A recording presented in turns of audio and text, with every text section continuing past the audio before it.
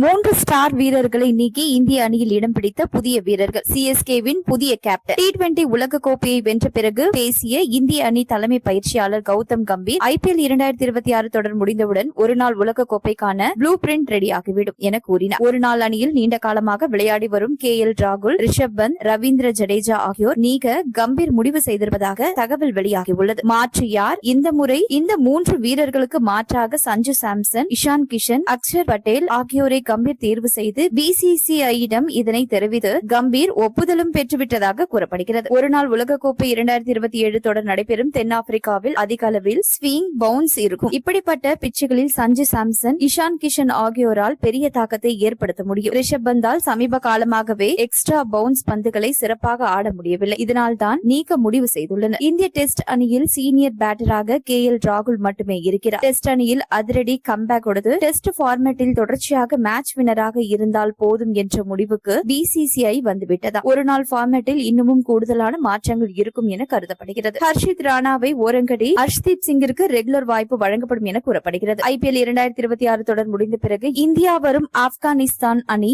3 போட்டிகள் கொண்ட ஒருநாள் தொடரில் பங்கேற்று விளையாட உள்ளது. முதல் போட்டி ஜூன் 14ஆம் தேதியும் அடுத்து 17 மற்றும் 20ஆம் தேதிகளும் போட்டிகள் நடைபெறும். போட்டிகள் தர்மசாலா, லக்னோ, சென்னையில் நடைபெறும் என்பது குறிப்பிடத்தக்கது.